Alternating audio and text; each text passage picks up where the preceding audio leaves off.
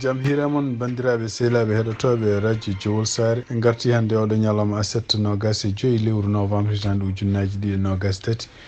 présentant ɗo no habaruji mon e ɗemgal pulaar habaruji men hannde noon ko ɓuuri hen hewde ko habaruji men international kono noon ma en guido toon to États-Unis e tugnadi kadi e habaruji ɗi ndi ganduɗa New York Times windi ɗum e journal muɗum hanki en kalin ɗum hanki kanko biyeteɗo Derek Chauvin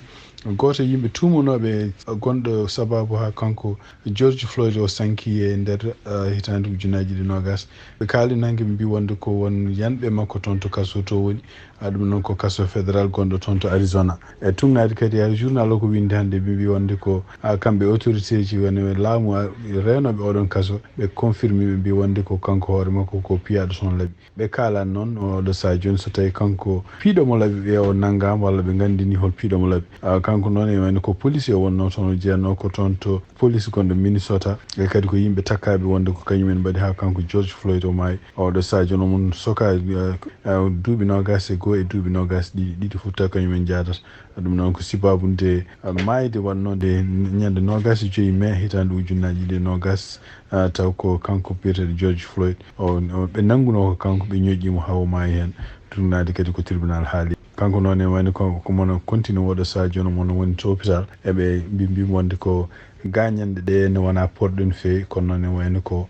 kam hande woni mon antiri hôpital toon to Arizona. Kabaruji e ɗemgal Pulaar e radio Jawol Sare. habaruji men international ko toon to Gaza ko ñalawma ɗiɗo hanno ko gostodiral hakkude kamɓe Israël naɓe kamɓe kadi Hamas hono prisonnier ji nangganoɗi toon to Israël ɓe taw ko Palestine naɓe e kadi yimɓe ɓe ganduɗa Hamas nanguino ɗumen ñande 7 lewru octobre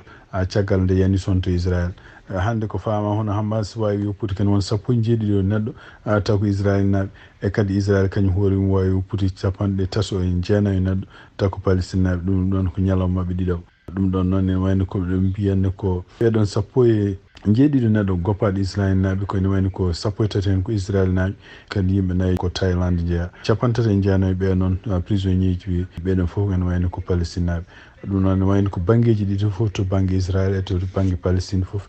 ko feetoji goni toon sababude jaɓɓade ɓeɗo yimɓe arti ɗum e tugnadi noon habaruji gummiriɗi toon to Tel Aviv hono kamɓe prisonnier ji ɗi ganduɗa hen Hamas woppuno ɗumen ɗi won hen nawaɓe hôpital sababude gañanɗe eɗen jogui ɗum noon ko gañanɗe haalaka est ce que gañanɗe ko guila ñande 7 octobre nde walla koye ko dumunno moɓe goni moɓe nangga taw Hamas ne wonde mabɓe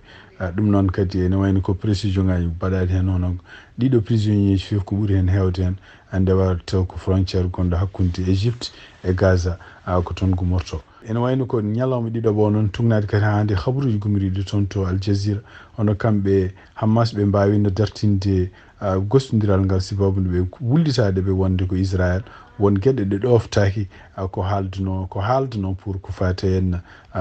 darnugol perlaji walla darnugol bombardement ji ɗum noon won jeeya ɗeɗon gueɗe ɗeɓe kalmisi wonde ko Israël nen continue ne nelda drone aji muɗum ɗum noon ko avion ngaji ɗi hay goto ala hen bawɗi surveillde espace mo Gaza ɗum ɗo fof ko hunde nde ganduɗa hen Israël jaaɓino dartinde ko wawi wonde fof en wayno ko gostodiral ngal ma continue janggo kadi ɗum noon siftinde on tan ko gostodiral ngal koɓe nandiri kamɓe fof en wayno ko maɓe dartin pellodiral ngal haareji ɗi ene wonno balɗe 4 ɗumnadi noon habaruji gomiriɗi toon to Qatar hono kanko ministre des affaires étrangères mo Qatar o haali o wi wonde ko Qatar kamɓe leydi mabɓe no laamu Qatar e surtout kadi e kamɓe surtout wonde peeje ɗeɓe mbaɗata ɗe hen pour wawde wallude kawrital walla gostodiral ɗiɗo prisonnier so tawi ɓe dañimaɓe continue ɗum noon kadi ko kanko haali o wi wonde ko faama joni tan ko hawnaki ɓeɗo yimɓe nanggaɓe banggueji ɗi foof gostodiral walla woppitede mumen wawa gasde nder balɗe 4 ɗum noon kanko haali ɗum kanko biyeteɗo Majid El Ansari ene wayno ko kanko toppiti ɗo fate ministére des affaires étrangères kanko jogui ko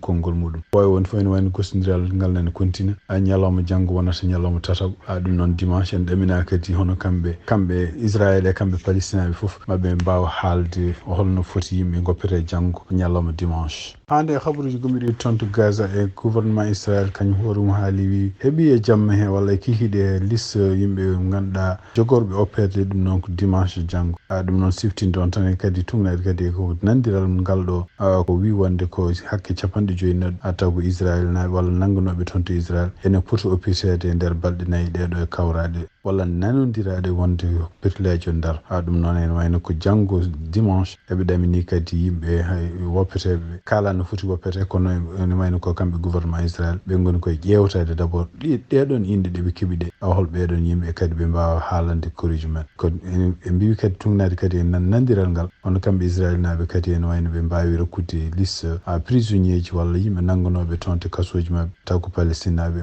jogoɓe oppede kadi janggo dimanche ɗum noon kadi ko wawi wonde fof ene wayno ko hande gouvernement qatar nene continue ne ñaago wonde ko hawnaki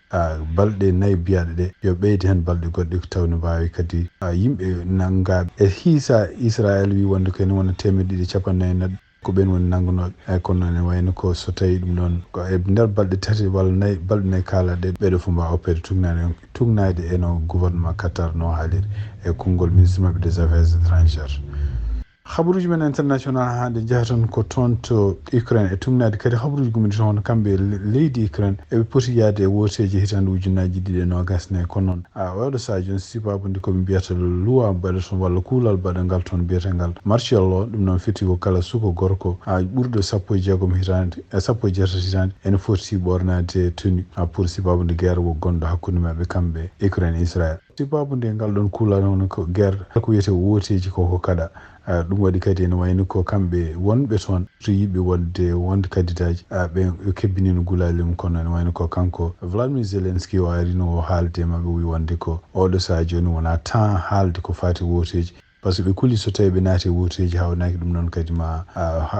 yejjitinɓe ko haara ɓe goni ɗeɗon gueɗe kadi ɗiɗon habaruji kadi ko hunde nde ganduɗa kamɓe républicain ji toon to États-Unis surtout parti républicain ji ene wayno ko ɓe belti hen eɓene continue kadi wiide wonde ko sibabude kanko Zelensky o salima woteji mbaɗe hawnaki ɗum noon États-Unis ne foti dartinde kala ko fate balle walludeɓe kamɓe Ukraine naɓe e surtout harande ɓe goni contre Russie e habaruji ɗi keɓɗen joni hono ko toon to France hono ancien ministre de l' intérieur ko kanko kadi wonno maire de Lyon biyeteɗo Gérard Collomb en wayno wiyama o sankima ñalawma o sankiri noon ko duuɓi 76 kanko ɗum noon ko ɗum woni o sanki ko jamme toon to Paris taw ko 21 heures mabɓe kanko noon en wayno ko konngol ngol umi ko toon to joom suudu makko biyeteɗo Caroline Collomb ko kañum confirmé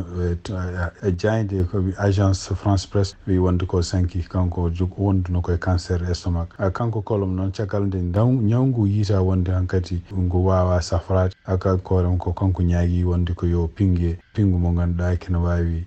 hadde mo tinde museki haw maaya ɗum waɗi donc ɓe jamiri oɗon pingu ko hen o maayi kadi ko taw famille makko woni taarima ɗum noon ko tugnade kadi no mbirni ko agence France Presse habaruji men international cakkittorɗoɗen ko toon to Burkina Faso ɗum noon ko fati cellal e tugnade kadi ko radio France international haali hono ñaw mbiyetengu deng oɗo saha joni enen teskita e région ngaji Burkina Faso fof no worno ɗum noon ɓe mbi kene ko yitama kene wona 123 ujunere 100 ko kawuji tuubaɗi ene goodi e taw hen kawuji kene wona 56 ujunere 750 neɗɗo ɗiɗo ko kawuji hawnaki ne mbawi wasde wonde ɗum ɗon ko wawi wonde fof ene wayno ko région ngaji ɗi foof koko tuma oɗo saha joni ɓe mbi ko ñawngu ko fuɗɗi wadde ko en waɗi kene wona 500 e 70 neɗɗo maayi hen ɗum noon mbi tan ko tugui tan ñande 13 ha 19 lewru novembre kene wona 59 neɗɗo maayi hen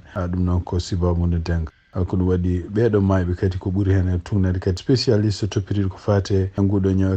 kañum kadi woni directeur centre nowatade ko yacci e ko fate ɗiɗo ñawuji biyeteɗo Joseph Soubeyga o wi wonde ko ɓuuri tampude e nguɗo ñaw ko yimɓe surtout yaroɓe hakkude duuɓi 20 e duuɓi 50 ko ɓen ɓuuri wonde tampude e nguɗo ñaw guure ɗe foof ɗo nguɗo ñaw ɓuuri tinede ɗo ɓuuri hen wonde guure ɓurɗe hulede oɗo saha joni ko Bobo Dioulasso e Ouagadougou e mbi kadi guure ɗe foof kala ɗo famille aji gonnoɗo kene wona 70 famille ene woni galleji mumen traitama kadi gueɗe ɗe ganduɗa pulvérisama kadi gueɗe ɗe ganduɗa diwtoje ɓowɗi e dokkama yimɓe gonɗe e ɗeɗo guure foof ɗum noon no wirini oɗo saha joni ala foof région mo gonɗa gonɗo e Burkina Faso mo nguɗo ñaw yettaki toon walla ɗiɗo kawuji mbaɗaka toon signalé ɗum noon ko tugnade kadi ko radio france international haali bandiraɓe sehlaɓe e heɗotoɓe radio jolsar ko siftinde on tan en wayni ko température oɗo saha joni wonande nokkuji gonɗi saraji Cincinnati tugui tan 9h jaam ha yetti 11h jamma en wayni ko température ma